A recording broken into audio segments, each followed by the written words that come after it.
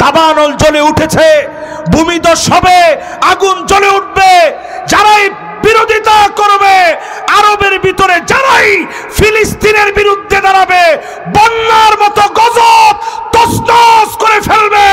মাহফিলে মনে রাখবেন, আগামীর বিজয় বিপ্লব মুসলমানের বিজয়।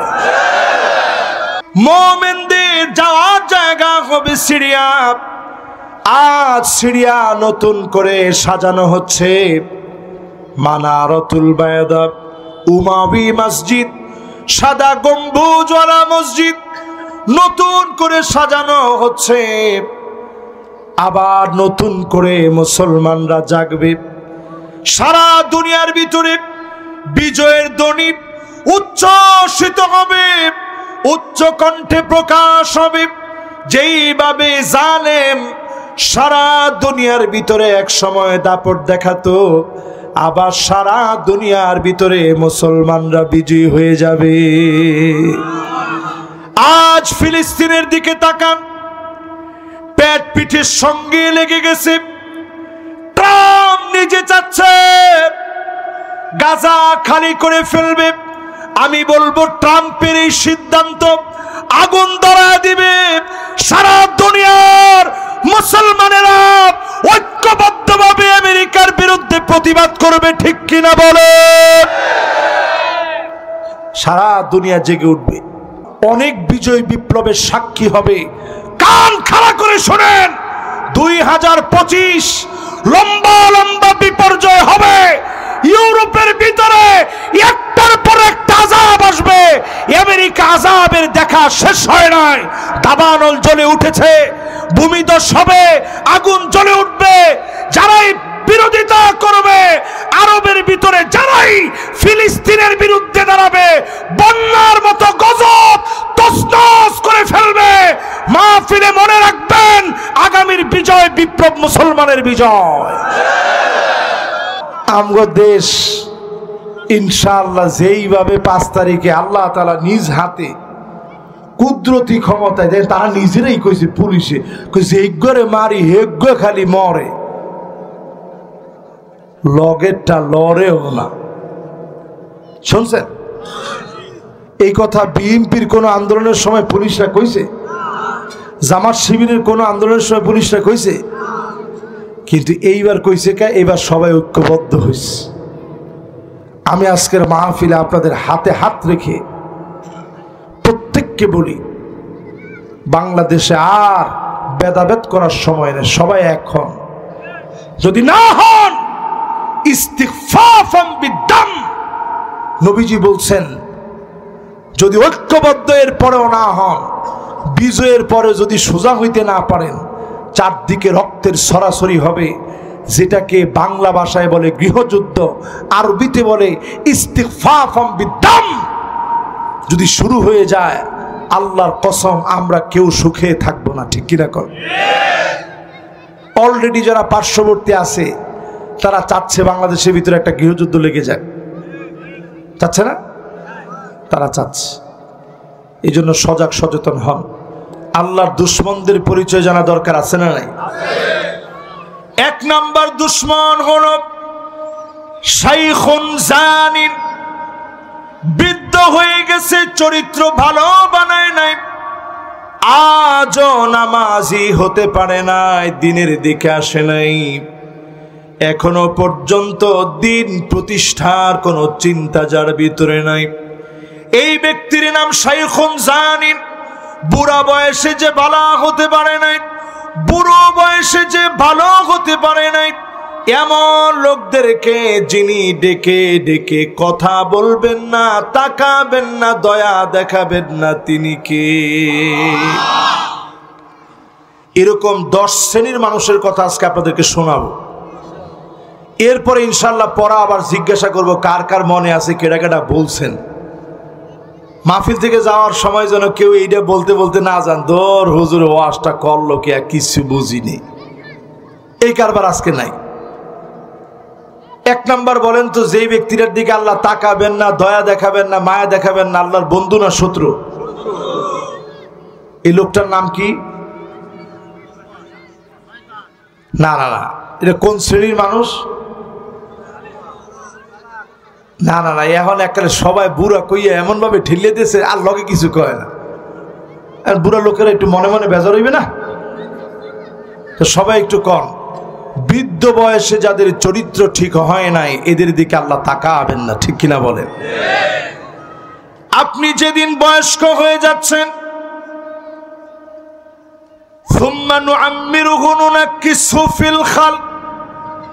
প্রতিনিয়ত সৃষ্টি দুর্বল হয়ে যাচ্ছে, হাড় গোড় গুলা দুর্বল হয়ে যাচ্ছে। আমিও তো দুর্বল হয়ে গেছি। অল্প বয়সে অনেক প্রেশার নেওয়ার কারণে দুর্বলতা ফিল করি। দিনের পর দিন প্রতিনিয়ত পার করতেছেন আর বুড়া হয়ে যাচ্ছেন। এখনো যদি নিজেরে শুধরে না নেন, বিশ্বাস করেন যিনি আপনার উপরে রাগান্বিত হয়ে আছেন তিনি কে?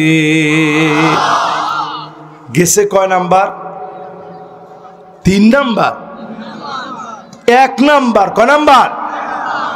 বাকি আছে কয়টা?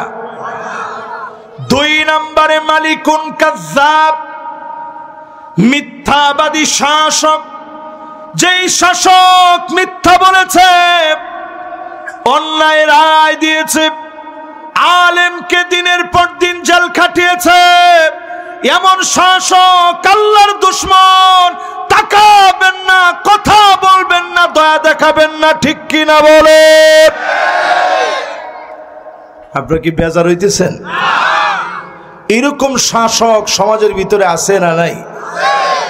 নমরুদ ছিল এমন শাসক, ল্যাংরা মশা দিয়ে আল্লাহ বিদায় করলেন। ফেরাউন ছিল এমন শাসক, আল্লাহ পাক পানির ভিতরে ঢেউয়ের মধ্যে ডুবায় মারলেন। কারণ ছিল এমন শাসক, জমিনকে আল্লাহ বললেন ধর পাকড়াও কর, আল্লাহ পাক শেষ করে দিলেন। আবু জাহাল, উতবা, সাইবা, উতবা বিন আবি মুঈত বদর প্রান্তে আল্লাহ শেষ করে দিলেন।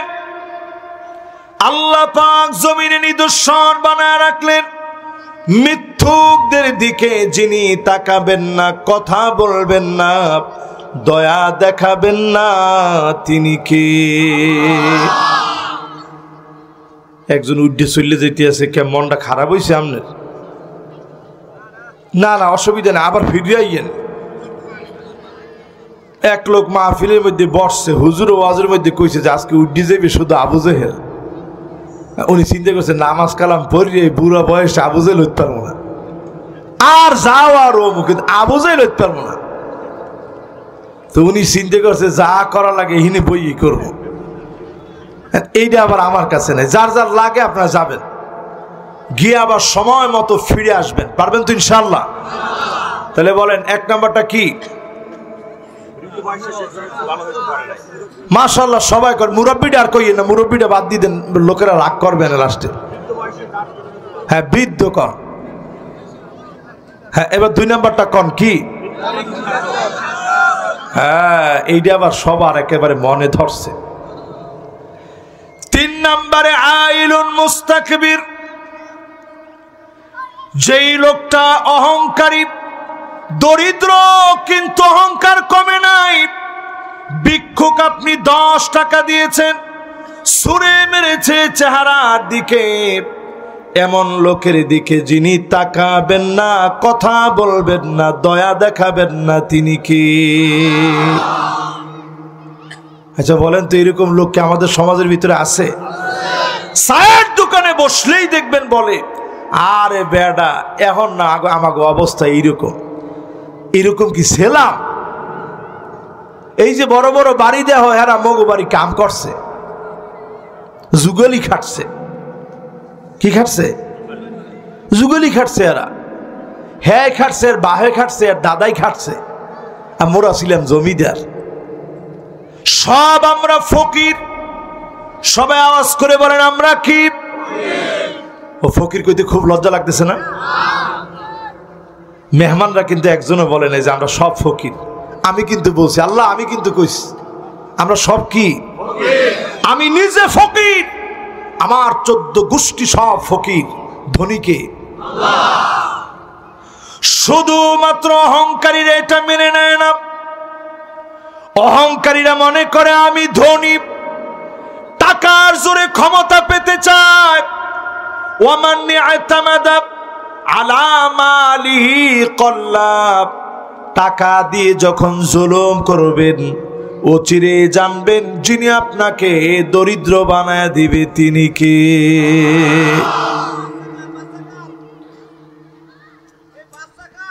একটা ছোট্ট বাচ্চা পাওয়া গেছে, আচ্ছা থাক, আচ্ছা থাক থাক থাক, মাশাআল্লাহ আলহামদুলিল্লাহ বলি, মাশাআল্লাহ। দেখছেন বাচ্চাও একেবারে শেরে বাংলা একে ফজলুল হকের মতো, মাশাআল্লাহ। এই যে এত জোরে কইতেছে বাচ্চা কার বাচ্চা কার, অন্য এলাকার মানুষ কইতেছে আরে আল্লাহ শিখ করছে লইতে, কোনো কান্নাকাটি নেই, মাশাআল্লাহ। ঠিক আছে, ঠিক আছে, এবার একটু জোরে সবাই করেন আল্লাহু আকবার। তাহলে এক নাম্বারটা কি বলছি, খেয়াল আছে? 2 নাম্বারটা বলেন তো কি বলছি? সুবহানাল্লাহ, হুজুরে তো একবারে মাশাআল্লাহ। না যে আরবিতে পারেন আরবিতে বলবেন, এটা তো সওয়াব। কোরআন হাদিসের কথা আপনারা যখন আরবিতে বলবেন সওয়াব হবে। 3 নাম্বার, দরিদ্র কিন্তু অহংকার কমে নাই, সুবহানাল্লাহ, আল্লাহু আকবার। এরপরে আমার ভাইরা 4 নম্বরে আসি।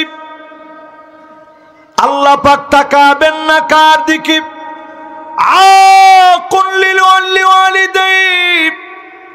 অন্য হাদিসের ভিতরে আছে আকুন বিওয়ালিদাই, পিতামাতার দিকে যে খারাপ ব্যবহার করবে, এমন ছেলে মেয়ের দিকে যিনি তাকাবেন না, কথা বলবেন না, দয়া দেখাবেন না, তিনি কি? ও আমার প্রাণ প্রিয় ভাইরা, লাইলাতুন নিসফে মিন শাবান চলে গেল, রমাদান একেবারে আসন্ন হয়ে গেছে, রমজান চলে আসবে, অসংখ্য মানুষের গুনাহগুলোকে জ্বালায় দিবে। ইয়ারমাদুযুনুব মানে গুনাহগুলা জ্বালায় দিবে, আইয়ুহাররিকাহা মানে পুড়ে ফেলবে, বিআমালিস সালিহা সুন্দর সুন্দর নেক আমল দিয়ে রমজান গুনাহগুলোকে জ্বালিয়ে দিবে, পুড়িয়ে দিবে। কিন্তু রমজান আসার পরেও পিতা মাতার সাথে যে বেয়াদবি করবে, এমন ছেলে মেয়েদেরকে যিনি কবুল করবে না তিনি কে? লাইলাতুল কদরে কত মানুষের ভাগ্য পরিবর্তন হবে, অজস্র মানুষ মাপ পেয়ে যাবে। আকসারু মিন আদাদিল হাসাব, চারদিকে যেই পরিমাণ ধুলি বালু বালিকণা চারদিকে ঘুরে, মাইক্রোস্কোপ যন্ত্র ছাড়া দেখা যায় না, এর চাইতে বেশি পরিমাণ ফেরেশতা নিযুক্ত হয়ে যাবে, প্রতিনিয়ত আপনার জন্য দোয়া করবে। আল্লাহর ফেরেশতারা বলবে, ইয়া বাগিয়াল খায়রি আকবিল ওয়া ইয়া বাগিয়াশ শাররি আকসির, হে কল্যাণকামী এখনই সওয়াবের দিকে দৌড়াও, হে গুনাহগার এখনই থেমে যাও। এত পরিমাণ সওয়াব আল্লাহ দিবেন, 70 গুণ থেকে 700 গুণ বিগাইরে হিসাব সওয়াব দিবেন। ট্রেনিং সেন্টারে মালিক প্রবেশ করাবেন, যিনি ডেকে ডেকে ক্ষমা করে দিবেন তিনি কে? সেই রমজানের ভিতরে অজস্র সময় নিয়ে মাফ পাওয়ার সুযোগ পাবেন। প্রত্যেক রাতে আর দিনে মাফ করবে মালিক, এমন কোন মুহূর্ত নাই যখন মাফ পাওয়া যাবে না। মান হুরিমা খায়রাহা ফাকাদ হুরিম, রমজান পেলেন, গুনাহগুলা মাফ করা নিতে পারলেন না, আপনার চাইতে হতভাগার বঞ্চিত কেউ না। সাহাবায়ে কেরাম 6 মাস দোয়া করতেন, ইয়াদউন আল্লাহ সিত্তাতা শুরিন আইয়ুবাল্লিগুহুম রমাদান, আয় আল্লাহ রমজান পর্যন্ত পৌঁছায় দিন। 6 মাস দোয়া করতেন সাহাবায়ে কেরাম, আর অল্প কয়েকটা দিন এখন বাকি আছে, 6 মাস তো পারেন নাই, অল্প যেই কয়টা দিন বাকি আছে, মা বাপ যাদের বেঁচে আছে, মা বাপ যাদের জীবিত আছে, মা বাপের কাছে গিয়ে মাফ চেয়ে নেন। যিনি আপনাকে মাফ করে দিবেন, ক্ষমা করে দিবেন, তিনি কে? এবার আমার সাথে সাথে যারা এই মাহফিলে বসছেন, একটা লোক আমরা বাদ যাব না, সবাই মিলে একটু আমরা অন্তত বলার চেষ্টা করব, হাত উঠানোর চেষ্টা করব। কার কার মা নাই একটু হাতগুলা উঠান তো দেখি। আহা, মা নাই, এবার হাতটা নামা। এবার দেখতে চাই এখানে বসছেন কার কার আব্বা নাই, একটু হাতটা উঠান তো দেখি। আহা, এবার হাতটা নামা। এবার দেখতে চাই কার কার মাও নাই, বাপও নাই, একটু হাতটা উঠান তো দেখি। দেখেন কি পরিমাণ মানুষের মা বাপ দুইটাই নাই, ডাকার মতো কেউ নেই, হাতটা নামা। এবার দেখতে চাই কার কার আব্বা আম্মা আছে, একটু হাতটা উঠান তো দেখি। আল্লাহু আকবার, হাতটা নামা। অসংখ্য আল্লাহর গোলাম এই মাহফিলে বসা, মা মা মা বলে ডাকার মতো আপন কেউ নাই। অসংখ্য লোকেরা এই মাহফিলে বসছে, বাবা বাবা বাবা বলে ডাকতে পারে না। কলিজা মাঝে মাঝে ফেটে যেতে চায়। এখন আর কেহ কম্বলটা গা থেকে পড়ে গেলে টান দিয়ে দেয় না।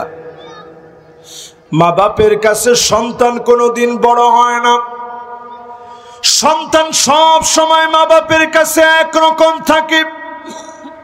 যেই মা বাপ এত আপন, এত আদর করে বড় করলেন, মাকে কবরে নামাইলেন, সন্তান কবর থেকে উঠতে গিয়ে পা মনে হয় কবরের ভিতরে কে যেন টেনে ধরে রাখছে। বাপরে কবরে রেখে কে যেন সন্তানের পাটা টেনে ধরে রেখেছে।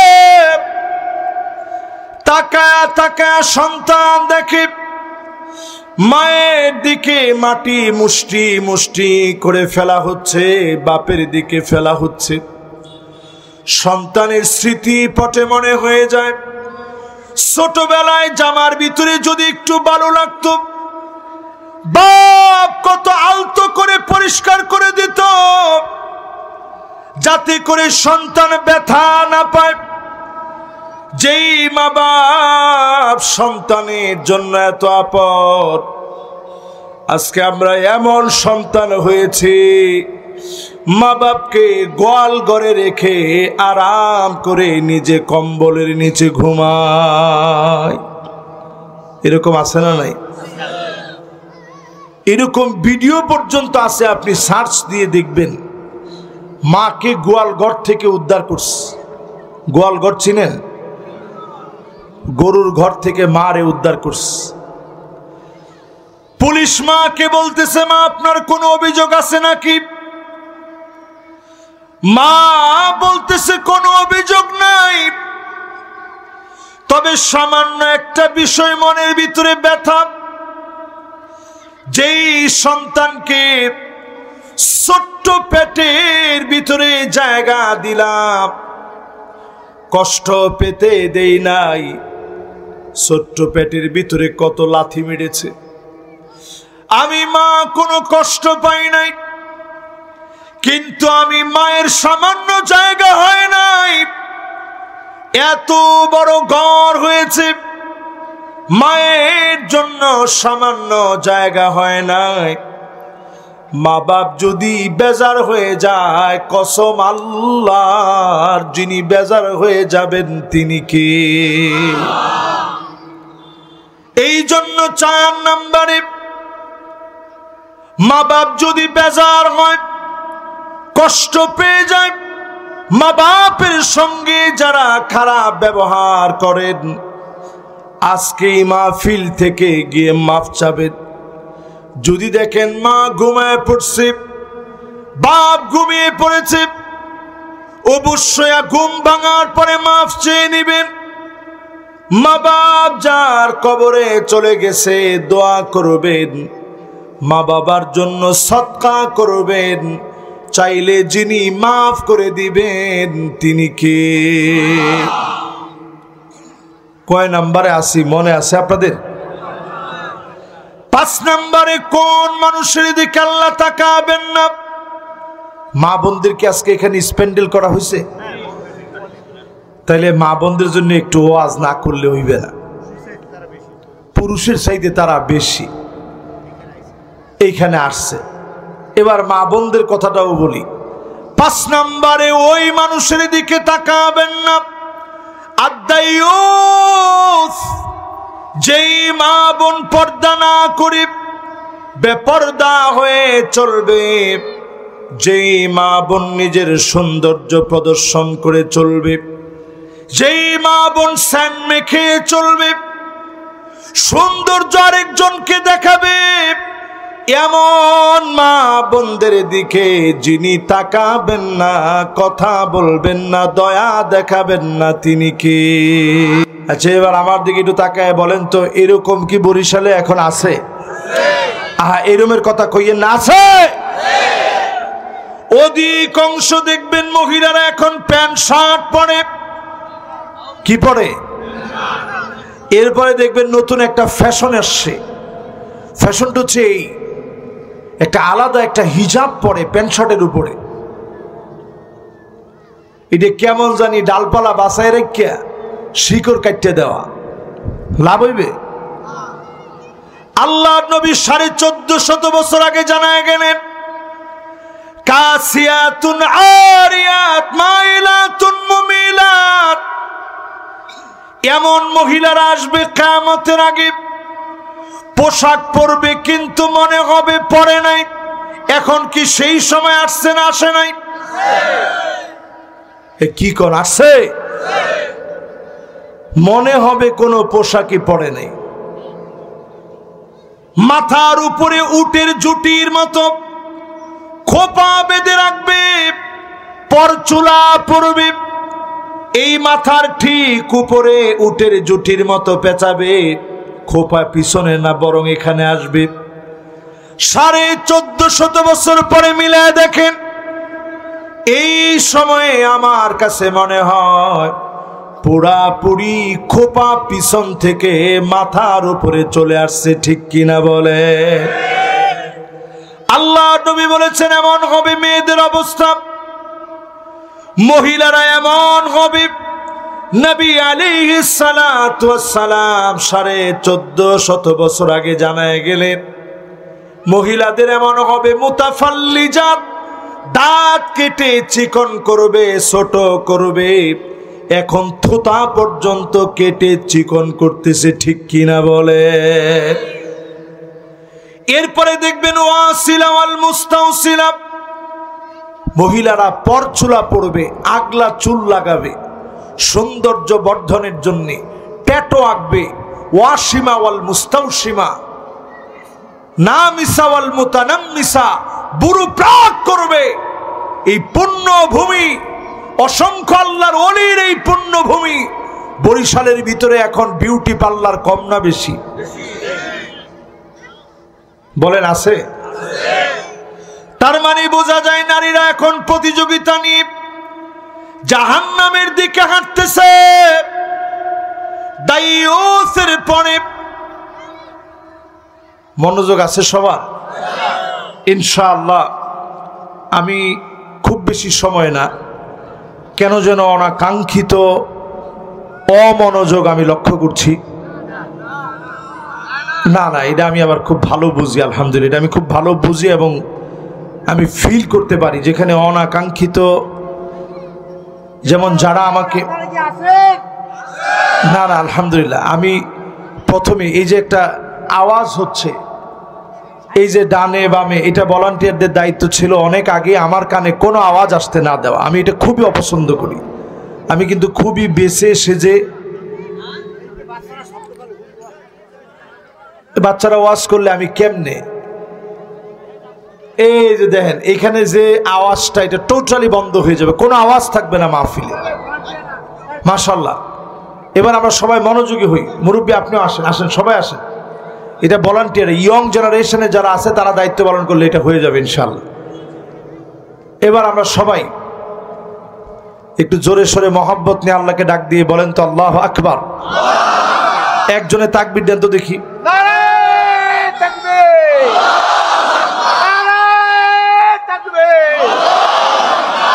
মুসআব বিন উমাইরকে নবীজি ডাক দিতেন আউয়ালু সাফির ফিল ইসলাম, ইসলামের প্রথম অ্যাম্বাসিডার। জোরে কোন আল্লাহু আকবার। সেই মুসআব বিন উমাইর ইসলাম গ্রহণ করার আগে এত সুন্দর সুন্দর জামা পরতেন, দামি দামি পোশাক পরতেন, প্রতিদিন নতুন নতুন জামা, সুগন্ধি ব্যবহার করতেন। সবাই রাস্তা দিয়ে চলার পথে দেহনেল উদের গ্রান নিয়ে বুঝতেন মুসাব এই পথ দিয়ে গিয়েছে। ইসলাম গ্রহণ করার পরে ক্ষুধার যন্ত্রণায় পেট গুলা পিঠের সঙ্গে লেগে গেছে। মুসাবের জীর্ণ শীর্ণ দেহ দেখে নবীজি কেঁদে ফেলেছে। ওদের প্রান্তে যেদিন শহীদ হলেন, আল্লাহর নবী দেখে রক্ত মাখা একটা লাশ উপর হয়ে আছে। নবীজি বললেন সোজা করো। তাকা দেখে পেট পিঠের সঙ্গে লেগে গেছে। মক্কার এত ধনী মানুষের সন্তান হয়ে পেট পিঠের সঙ্গে লাগা, চোখগুলো ভিতরের দিকে চলে গেছে, হাড় গুলা বের হয়ে যাচ্ছে। আল্লাহর নবী তাকে বলতেছে আমার মুসাবের জন্য এক টুকরা কাপড় নিয়ে আসো। সামান্য একটু কাপড়ও নাই, একটা কাপড় আনছি। মুসাব বিন উমাইর লম্বা চূড়া ছিলেন, কাপড় দিয়ে ঢাকতে গেছে। সিয়ার আলামিন নুবালা এর ভিতরে আসছে, কাপড় দিয়ে ঢাকতে গেছে, মাথা ডেকেছে, পাটা বের হয়ে গেছে। পা ডাকলে মাথা বের হয়ে যাচ্ছে। আল্লাহর নবী বললেন সাহাবীরা রে, মাথা আল্লাহর কাছে বড় দামি, এই চেহারা আল্লাহ বড় আদর করে বানাইছে। মাথাটাকে কাপড় দিয়ে ঢেকে দাও, পাটাকে ইযখির নামক ঘাস দিয়ে ঢেকে দাও। সেই বুখারীতে হাদিস আছে, ইযখির নামক ঘাস দিয়ে ঢেকে দাও হলো ইসলামের জন্য এক টুকরা কাপড় নিয়ে যেতে পারে নাই। এই ত্যাগের পরে যিনি ইসলামকে বিজয়ী বানায় দিয়েছেন তিনি কে? আমরা কয় নম্বরে ছিলাম? খেলাছে জোরে কোন? জোরে হলো না? কত নাম্বার? 7 নাম্বার শেষ। এখন যাব কয় নাম্বারে? ঠিক আছে না? মাশাআল্লাহ। এবার 8 নাম্বারটা শুনেন। 8 নাম্বারটা কি? 8 নাম্বারে আল্লাহ তাকাবেন না ওই নেতা কর্মীর দিকে। কান খাড়া করেন। মাশাআল্লাহ, সবাই বসছে আলহামদুলিল্লাহ।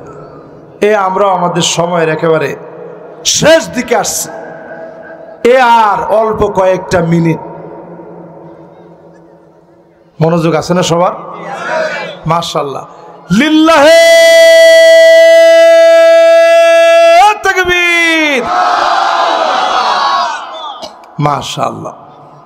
সবাই মনোযোগের সাথে 8 নাম্বারটা শুনেন। ওই নেতা কর্মীর দিকে আল্লাহ তাকাবেন না। এটা বললে আপনারা রাগ করতে পারেন, থাক না কই কমো। স্পষ্ট কোরআন হাদিসের কথা না শুনলে মেভাই বাড়ি চলিয়ে যাইবে, লাভ হইবে না। এবার সবাই একটু কানটা খাড়া করে শুনেন, কোন নেতা কর্মীর দিকে তাকাবে না? রাজুলুন বায়আ রাজুলান, বুখারী খুলেন, সহিহ মুসলিম খুলেন, সহিহ বুখারী, বাইরুতের সাপ, পরিষ্কার 208 নম্বর হাদিস। আপনার কাছে যদি অ্যান্ড্রয়েড ফোন থাকে আপনি সেখান থেকে দেখে নিন। ওই লোকের দিকে আল্লাহ তাকাবেন না, লা ইউকাল্লিমুহুমুল্লাহ, কথা বলবেন না, ওয়ালা ইয়ানজুরু ইলাইহিম, তাকাবেন না, ওয়ালা ইউযাক্কিহিম, দয়া দেখাবেন না। কোন লোক? সেই লোক রাজুলুন বায়আ রাজুলান, একজন আরেকজনকে গিয়ে বলল, নেতা আজকে থেকে আপনার দল করব, নেতা তোমার ভয় নাই।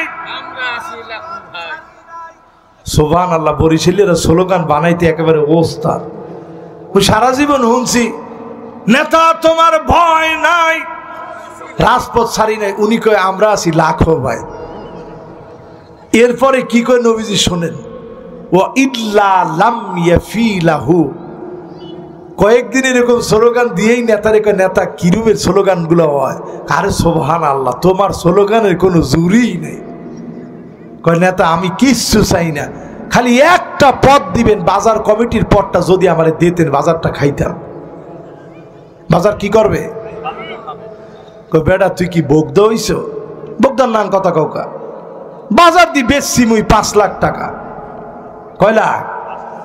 উনি বাজার বেচছে 5 লাখ টাকা।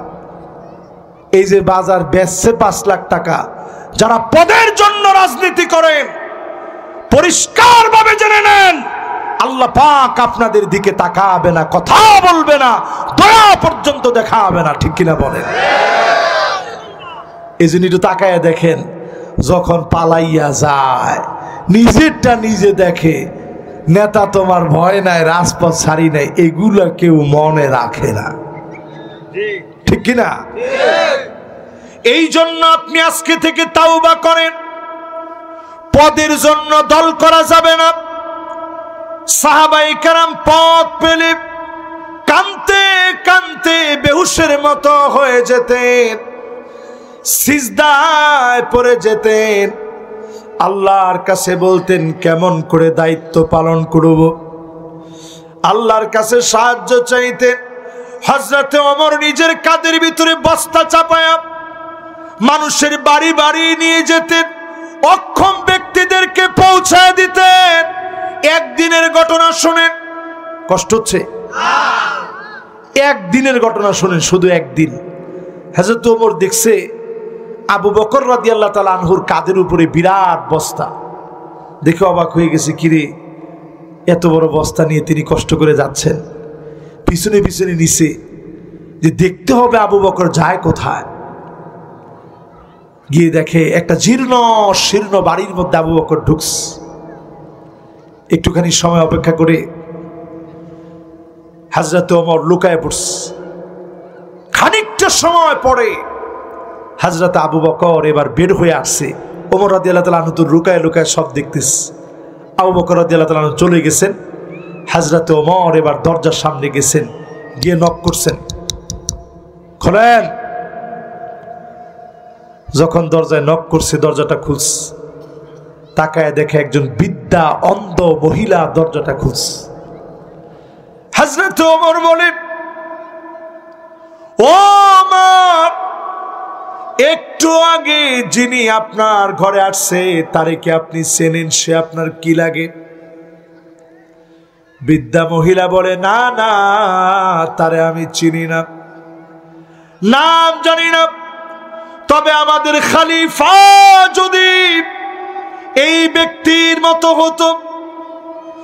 হযরত ওমর সহ্য করতে না পেরে আকাশের দিকে তাকায় ছোট মানুষের মতো কেঁদে দিলেন। আল্লাহকে ডাক দিয়ে বলেন, আল্লাহ, আবু বকর বড় কঠিন বানায়া দিয়ে গিয়েছে। খলিফা হয়ে তিনি বৃদ্ধা অন্ধ মহিলা তার রাজত্বে নাগরিক না খায়া থাকবে, খাবার পৌঁছায়া দিলেন। আর আমার দেশের 3 লক্ষ কোটি টাকা নিয়ে জালেমেরা পালায় গেছে। এ হচ্ছে আমার আর তাদের মধ্যে পার্থক্য। ঠিক কিনা কর? আমার নেতারা এরকম ছিল যাদেরকে ক্ষমতা দিলে ক্ষমতা নিতে চায় না। আর এখনকার সময় এমন ক্ষমতার চেয়ার পেলে সুপার গুলোর মতো লেগে যায়, টেনেও তাদেরকে উঠানো যায় না। এবার আসেন আমার ভাইয়েরা, কয় নাম্বার? 8 নাম্বার চলতেছে না? তাইলে আর বাকি আছে কয়টা? সুবহানাল্লাহ। এত সুন্দরভাবে আমরা গোস করিলাম, চিন্তা করতে পারিনি। গোস করতে আর সময় লাগবে না ইনশাআল্লাহ। বাকি আছে কয়টা? 2টা। এই 2টা বুঝাইয়া এরপরে আপনার কাছে বিদায় নিব ইনশাআল্লাহ। এরপরে আমার ভাইয়েরা 9 নম্বরে আল মুসবিল, যার পরনে প্যান্ট পায়জামা লুঙ্গি টাকনুর নিচে চলে যাবে এমন মানুষের দিকে যিনি তাকাবেন না, দয়া দেখাবেন না, মায়া দেখাবেন না, তিনি কে? এখন 3 জন উঠতেছেন, একটু আপনারা বসলে আমি খুব খুশি হব। একবারে শেষ দিকে তো এখন বইলি আপনাকে দোয়া করিয়ে দেবো, দিই ভয় কিনা। একজনে অলরেডি একেবারে সোজা হয়ে গেছে না, একটু বেশি চাপ হয়ে গেলে তো আবার একটু মুশকিল না। আমরা শেষ কথা বলে একটু সামনের পৃথিবী নিয়ে 10টা মিনিট কথা বলবো ইনশাআল্লাহ। এরপরে ইনশাআল্লাহ মোনাজাতের দিকে যাব। 10টা মিনিট আর এই বাকি আছে আর একটা, এরপরে আর 10 মিনিট। এটা সবার জন্য জরুরি দরকার। আগামীর পৃথিবী কি হতে যাচ্ছে যদি ইসলামের দিকে না আসেন, এটা নিয়ে বলে শেষ করে দিব ইনশাআল্লাহ। বলেন এইবার আসেন আমার ভাইয়েরা 10 নম্বরে, 9 নাম্বার না? মাশাআল্লাহ মাশাআল্লাহ। আমি একটু তাড়াহুড়া কইতে লইছিলাম আর কি, তাড়াহুড়ার স্রোত নাই। 9 নম্বরে বলতেছিলাম কি? টাকনুর নিচে প্যান্ট। জোরে কর, টাকনুর নিচে কি? এটা আবার এত সহজে কইলে বুঝবেন না। এখানে যদি এখন দাঁড় করাই 100-র ভিতরে 90 জনের প্যান্ট লুঙ্গি পায়জামা সব কিসের নিচে? এখন কইবেন যে হুজুর এটা মাশাআল্লাহ, একজনে খারাপ মাশাআল্লাহ লিল্লাহে তাকবীর। এই যে উনি যেরকম দাঁড়াইছে হিম্মতে, আমরা দাঁড়াইয়েন না সবাই, তো কষ্ট হয়ে যাবে। আর আমি আপনার করে একজনটাও লজ্জা দেওয়া, একজনে অলরেডি টাইনিয়ে উড়েস। আর টাইনে শুধু উড়ে না তো, নামাজের সময় ইমাম সাহেবরা কয় যে দাঁড়িয়ে কাতার সোজা করি, মেহেরবানি করে সামনের কাতারগুলা পোড়া করি, মোবাইল ফোন থাকলে বন্ধ করি, টাটুর নিচে যাদের কাপড় আছে মেহেরবানি করে উঠে ফেলি। হাহারে সুবহানাল্লাহ। ইমাম সাহেব যারা আছেন খবরদার, কোন ইমাম তার মুসল্লিকে এই কথা বলবেন না। আপনি কি মনে করছেন এটা শুধু খালি নামাজের সময় দরকার? 24টা ঘন্টা পুরুষের টাকনুর উপরে থাকবে। যদি না থাকে ওই দেখেন না এখন চতুর্দিকে আপনি জিগেই দেখেন আপনার পোলাপান কয়টা, কয় যে আলহামদুলিল্লাহ আল্লাহ দিয়েছে 3 গো মেয়ে। কিয়ামতের আগে 50টা মেয়ের বিপরীতে 1 খান পুরুষ থাকবে। এর জন্য অন্যতম দায়ী আপনারা টাকনুর নিচে প্যান্ট পায়জামা লুঙ্গি পরেন, রাত্রে বেশি রাত করে ঘুমান। এই বক্তাকে মতো আর কি, বক্তাকে অভ্যস্ত নেই। আমি নিজে দেখে রেখে বাদ দেবো? আমি কই যে এখন ওয়াজ শেষ হবে, কোন সময় বাসায় যাবো, কোন সময় ঘুমাবো। এরপরে ঘুমাইতে ঘুমাইতে মোবাইল দেখতে দেখতে দেখতে দেখতে শয়তানে যখন কয় যে আমি নিজে ক্লান্ত, তুই একটু ঘুমা, তখন উনি ঘুমের দিকে গেছে। এই জন্য এখন আমাদের অধিকাংশ পুরুষের পুরুষত্ব নষ্ট হয়ে যাচ্ছে দিন দিন। পরকীয়ার বিষ বাষ্প চারদিকে ছড়ায়া যাচ্ছে। শুধু নারী দায়ী না, পুরুষরাও দায়ী, ঠিক কিনা কন? এরপরে মোবাইলের ভিতরে সারাদিন আপনি দেখেন খারাপ খারাপ ভিডিও। জিন্দিগিতে স্ত্রীর আপনার কাছে পছন্দ হয় না, দেখলে আপনি কোন কি একটা বিয়ে করছি ধুর। অথচ আল্লাহর নবী স্ত্রীদেরকে সব সময় বাইরে থেকে আসতে নিলে আগে মেসওয়াকটা করতেন। মেসওয়াক কারোর সাথে আছে? মাশাআল্লাহ, একজন অন্তত আপনাদের ইজ্জতটা রাখছে। না না, মিসওয়াক গড়ে না, মিসওয়াক থাকবে সাথে।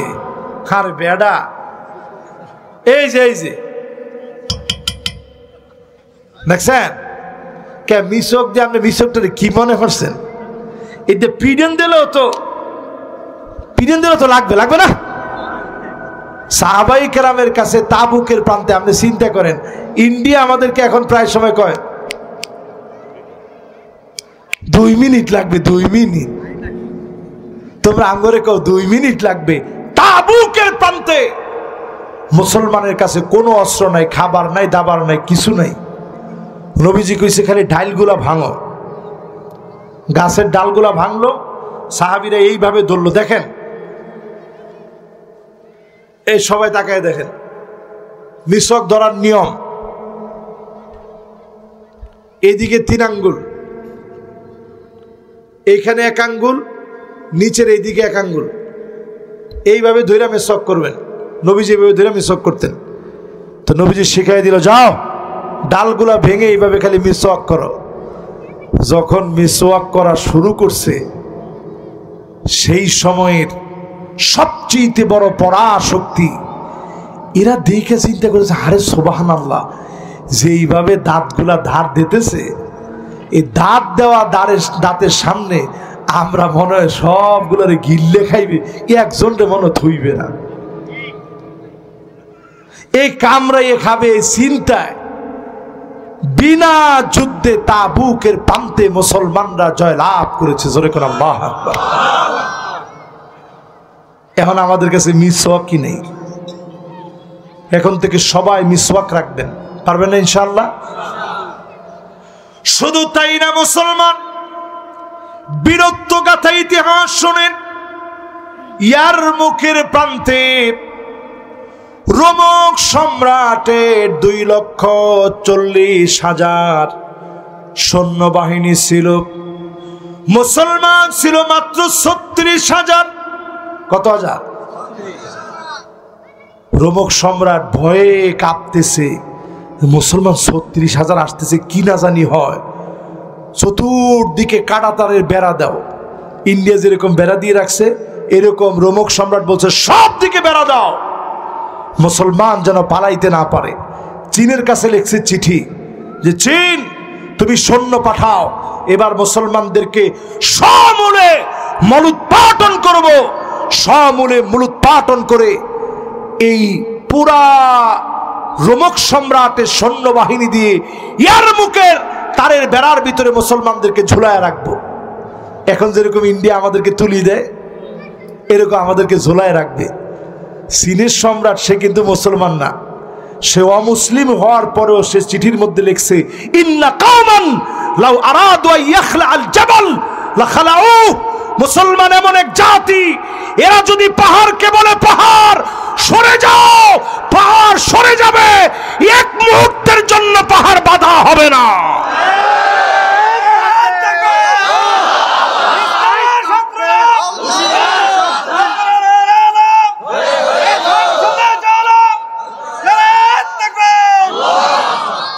সংসদে জালক, এটাকে আপনারা চান? সাই জিবেলি কইছেন, আমি ভয় পাইছি না ভাই, চান? আচ্ছা, সংসদে জ্বললে যেটা চোর তার একটু খবর হইবে না? যেটা দুর্নীতিবাজ, যেটা জেনাকার, যে তার বোনের হক গুলা দেয় না, খবর হইবে না? তাহলে আমি চিন্তা করি, আপনি একেবারে পাক্কা নামাজি, একেবারে 5 ওয়াক্ত নামাজ আপনি প্রথম কাতারে পড়েন, বোনের হকটা দেন নাই। বইনাইয়া জমি চাইছে, আপনি কইছেন ওই যে কোলা টোলা আছে ওই ধারে কোথাও যদি নেট চাও নেট পারো, বাজারের জমি দৌড় ভিতর কোমরটা ভাঙ্গি ফেলাম পিঠে গিয়া। পিস আছে জানো, আপনি পিসের দিয়ে পিড়িবেন, বইনের কইছেন। আপনি এটা কইয়া যে ছাড়ছেন, আপনি মনে করেন না এত সহজ। এই বিধান দিয়েছেন কে? লিযাকারি মিসলু হাযযিল উনসায়াইন। সমাজের এই ন্যায়নিষ্ঠ মানুষগুলোরে ন্যায় ইনসাফের আদলে বিচার যদি চালু করা লাগে, আমাদের ছোট ছোট বাচ্চারা স্লোগান দিয়েছিল, উই ওয়ান্ট জাস্টিস। আমরা ইনজাস্টিস আর চাই না, ন্যায় বিচার চাই। এই জমিনে যদি ন্যায় বিচার চান, ন্যায় বিচারের জন্য অন্য কোনো কিতাব দিয়ে ন্যায় বিচার হবে না, অন্য কোনো কিতাব দিয়ে ন্যায় বিচার আসবে না। ন্যায় বিচার যদি চান, সব দেখা শেষ, সামনে হবে আল কোরআনের বাংলাদেশ।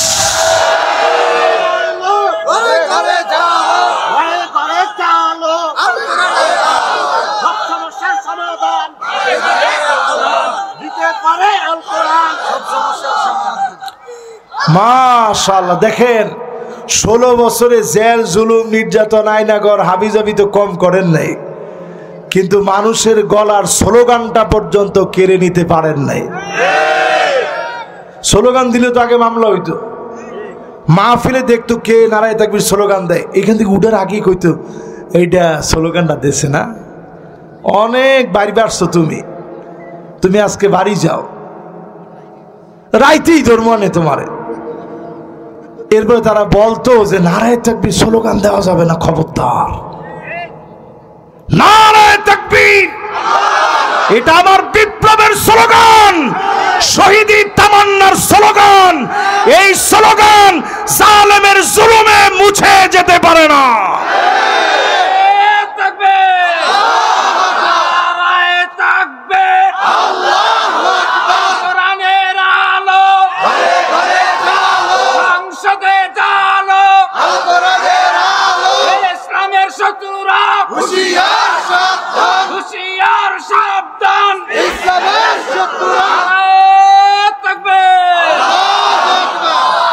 খেলাছে ইয়ার মুখের যুদ্ধে আমরা ছিলাম কয় হাজার, ওরা ছিল কত, 2,40,000। চীনের সম্রাট লিখে পাঠাইছে, এরা কিন্তু যেন তেন লোক না, এরা পাহাড়কে বললে পাহাড় সরে যাবে। আমরা সেই সে জাতি, যুদ্ধ করার আগে লিখে পাঠাইছে আসলিম তাসলাম, ইসলাম গ্রহণ করো শান্তি পাবে। আজ মুসলমান আমরা ঠিকই মুসলিম, কিন্তু শান্তির ভিতরে নাই, কারণ ইসলাম আমাদের ভিতরে নাই, ঠিক কিনা কর। ইয়ার মুখের প্রান্তে প্রথম মুসলমান হয়েছে রোমকদের যিনি সেনাপতি ছিল, তিনি কালেমা পড়ে মুসলমান হয়ে গেছে, জোরে কোন আল্লাহু আকবার। এরপরে তারা যে কাঁটাতার পেঁচাই ছিল মুসলমানদেরকে ঝুলায় রাখবে, মুসলমানদের আর ঝুলায় রাখতে হয় নাই, সবগুলা অটো ঝুলেছিল, সব অটো ঝুলেছিল, সব মরতে মরতে মরতে মরতে সাহাবাই কেরামের 5টা 6টা 10টা 12টা 19টা পর্যন্ত তরবারি ভাঙার পর বিজয় আসছে, জোরে কোন আল্লাহ। এ মাহফিলে যারা আসছেন সেই দিকে আসেন। এবার বাকি আছে 10 নম্বরে। প্রিয় ভাইরা আমার, যতজন আজকের মাহফিলে বসছেন, আল হালিফুল কাযিব, মিথ্যা কসম করে করে যারা কথা বলবে, এমন লোকদের দিকে যিনি তাকাবেন না, কথা বলবেন না, দয়া দেখাবেন না, তিনি কে? এরকম লোক আছে না নাই? আল্লাহর কসম করে বলছি অমুকে রাজাকার, এরকম যদি আপনি কসম করে মিশা কথাটা কন, সার্টিফিকেট নিয়ে নেন, যিনি আপনার দিকে তাকাবেন না, কথা বলবেন না, দয়া দেখাবেন না, তিনি কে? আবার যদি আপনি নিজে ব্যবসা করতে গিয়ে আপনি যদি মিশা কথা কন, কসম করে, হুজুর আল্লাহর কসম কিনা দাম 500 টাকা, আমনের জন্য তো দামাদামি নাই, 400 টাকা দেন বেশি, তো তোমার কিনা দাম 400, তুমি 500 টাকা, হুজুরের কাছে 400 বেচবাকা?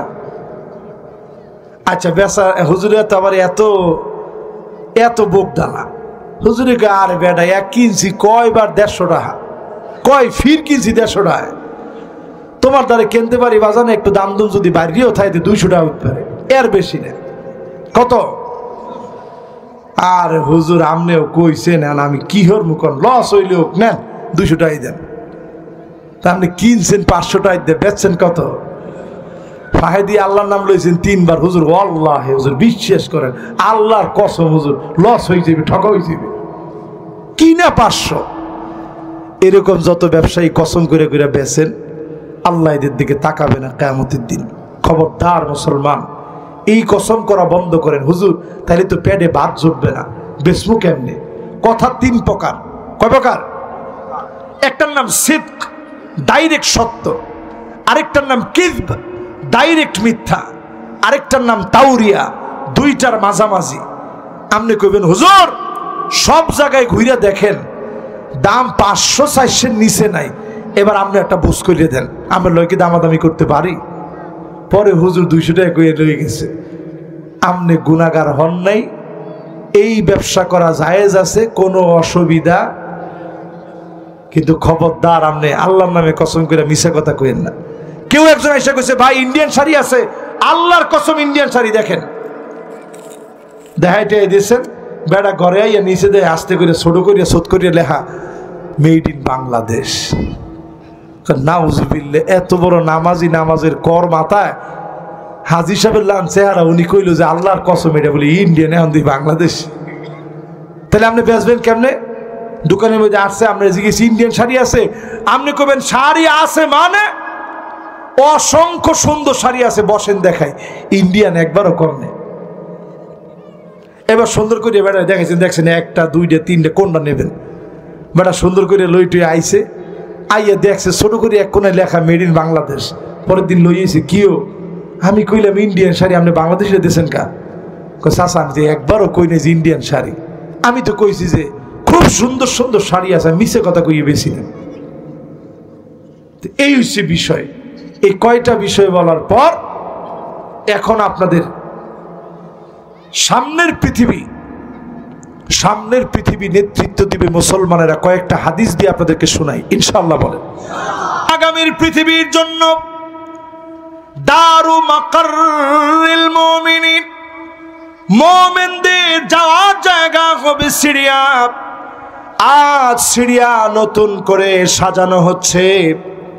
মানারাতুল বায়দা, উমাবি মসজিদ, সাদা গম্বুজওয়ালা মসজিদ নতুন করে সাজানো হচ্ছে।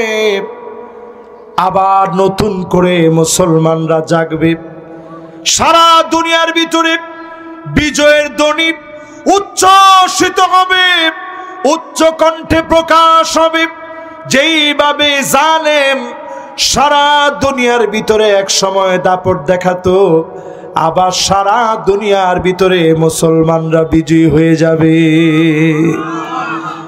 আজ ফিলিস্তিনের দিকে তাকান, পেট পিঠের সঙ্গে লেগে গেছে। ট্রাম্প নিজে চাচ্ছে গাজা খালি করে ফেলবে। আমি বলবো ট্রাম্পের এই সিদ্ধান্ত আগুন ধরায় দিবে। সারা দুনিয়ার মুসলমানেরা ঐক্যবদ্ধভাবে আমেরিকার বিরুদ্ধে প্রতিবাদ করবে, ঠিক কিনা বলে? সারা দুনিয়া জেগে উঠবে। এই রমাদান অনেক বিজয় বিপ্লবের সাক্ষী হবে। কান খাড়া করে শোনেন, 2025 লম্বা লম্বা বিপর্যয় হবে। ইউরোপের ভিতরে একটার পর একটা আযাব আসবে। আমেরিকা আযাবের দেখা শেষ হয় নাই। দাবানল জ্বলে উঠেছে, ভূমিধস হবে, আগুন জ্বলে উঠবে। যারাই বিরোধিতা করবে, আরবের ভিতরে যারাই ফিলিস্তিনের বিরুদ্ধে দাঁড়াবে, বন্যার মতো গজব তছনছ করে ফেলবে। মাহফিলে মনে রাখবেন, আগামীর বিজয় বিপ্লব মুসলমানের বিজয় ইনশাআল্লাহ। মিশর খুব চিরে বিজয় লাভ করবে। লেবানন নতুন করে ঘুরে দাঁড়াবে। তিউনিসিয়া নতুন করে জেগে উঠবে। আবার আরব বসন্ত হবে, রবিউল আরব, আরব বসন্ত সারা দুনিয়াকে তাক লাগায় দিবে। কোন জালেম আটকায় দিতে পারবে না ইনশাআল্লাহ। বাকি রইল আমগো দেশ। কি ওইদিকে কি আর যাবো? না না না না, ওইদিকে যাওয়ার আর সুযোগ নেবাই নাই। যাবো আমগো দেশ ইনশাআল্লাহ। যেইভাবে 5 তারিখে আল্লাহ তাআলা নিজ হাতে কুদরতি ক্ষমতায় দেয়, তারা নিজেরাই কইছে, পুলিশে কইছে হেগ্গরে মারি হেগ্গ খালি মরে, লগেরটা লড়েও না। শুনছেন এই কথা? বিএনপির কোন আন্দোলনের সময় পুলিশরা কইছে? জামাত শিবিরের কোন আন্দোলনের সময় পুলিশরা কইছে? কিন্তু এইবার কইছে কে? এবার সবাই ঐক্যবদ্ধ হয়েছে। আমি আজকের মাহফিলে আপনাদের হাতে হাত রেখে প্রত্যেককে বলি, বাংলাদেশে আর ভেদাভেদ করার সময় নেই, সবাই এক হন। যদি না হন ইস্তিগফাফাম বিদ্দাম, নবীজি বলছেন যদি ঐক্যবদ্ধ এর পরেও না হন, বিজয়ের পরে যদি সোজা হইতে না পারেন, চারদিকে রক্তের সরাসরি হবে, যেটাকে বাংলা ভাষায় বলে গৃহযুদ্ধ, আরবিতে বলে ইস্তিগফাফাম বিদ্দাম। যদি শুরু হয়ে যায়, আল্লাহর কসম আমরা কেউ সুখে থাকবো না, ঠিক কিনা কর? অলরেডি যারা পার্শ্ববর্তী আছে তারা চাচ্ছে বাংলাদেশের ভিতরে একটা গৃহযুদ্ধ লেগে যায়, চাচ্ছে না? তারা চাচ্ছে। এই জন্য সজাগ সচেতন হন। রমজানের আগে ভেদাভেদ করেন না, ভেদাভেদ বেশি করবেন, সামনে আপনার আমার টুপি থাকবে ঠিক, মাগার মাথা থাকবে না, পড়ার মতো মাথা খুঁজে পাবেন না, এরকম সময় আসবে। এবার কয়েকটা প্রশ্ন আপনাদের মাহফিলের কর্তৃপক্ষের। না অসুবিধা নাই, ঠিক আছে, ঠিক আছে, অসুবিধা নাই। আমি প্রশ্নগুলো সংক্ষিপ্ত উত্তর দিই। ফিলিস্তিন সহ মাজলুম মুসলমানদের জন্য দোয়া করে আমরা বিদায় নিব। এখন একটা লোক আমরা ধৈর্য হারা না হই। পাম পেটে লাগবে না? ও আচ্ছা আচ্ছা, পাসপোর্ট ভালো করে লিখতে পারেন, বানানটা ভুল হয়েছে। পাসপোর্টে পুলিশ ক্লিয়ারেন্স লাগবে না। আচ্ছা, না পুলিশ ক্লিয়ারেন্স তো লাগবে, এটা দেশের একটা আইনানুগ বিষয়। এই বিষয়ে শরীয়তের ফতোয়া দেওয়ার মতো ক্ষমতা তো আমার নাই। তবে রাষ্ট্রীয়ভাবে যখন ইসলাম প্রতিষ্ঠিত হয়ে যাবে, তখন আলহামদুলিল্লাহ একটা সময়ে যখন খেলাফত প্রতিষ্ঠা হবে, তখন আর কোনো হুদুদই থাকবে না। পাসপোর্ট কিমিয়া বর্ডার টর্ডার সব উঠিয়ে যাবে। আপনি মন চাইবে আপনি ওমরা করবেন, হজ করবেন, আল্লাহ এই দিন দিতে পারে না? পারে ইনশাআল্লাহ। হ্যাঁ হ্যাঁ, এটা সময় লাগবে। মাশাআল্লাহ, এটা কখন? সবাই এক হইলে, হ্যাঁ মাশাআল্লাহ, লিল্লাহি তাকবীর। এরপরে ও আচ্ছা আচ্ছা, না তারপর আছে জবাব দিই, যেহেতু প্রশ্নগুলো দিয়ে দিছি একটু জবাব দিয়ে দিই। আমি একটা মেয়েকে পছন্দ করি, বিয়ে করব কেমনে? আচ্ছা, বিয়ের আগে আমরা যে পছন্দের সিস্টেম রাখছি, এগুলো আসলে কি জায়েজ আছে? আরে কোন জায়েজ আছে? না না, আপনি যদি মনে করেন তাহাজ্জুদের সময় উনারে আপনি মেসেজ দিলেন যে আমি তাহাজ্জুদ পড়তে উঠছি, আপনিও উঠেন, জায়েজ আছে? এই কথাগুলো কিছুদিন তাহাজ্জুদ পর্যন্ত থাকলেও এরপরে আর তাহাজ্জুদ পর্যন্ত থাকবে না। এই জন্য প্রেম ভালোবাসা যা করতে চান আগে বিয়ে করেন, তারপরে করেন। ইসলামী শরিয়া এগুলাকে কোনোভাবে সমর্থন করে না। আচ্ছা ঠিক আছে, তাহলে আজকে আর দরকার নাই। আল্লাহ ভরসা, ইনশাআল্লাহ আমরা মোনাজাতের দিকে যাই। যদি আর কোনো কথা না থাকে, বিমাশিয়াতিল্লাহ আমরা মোনাজাতের দিকে যাব। আলোর পথে 24 24 ঘন্টা শুধু ইসলাম প্রচার।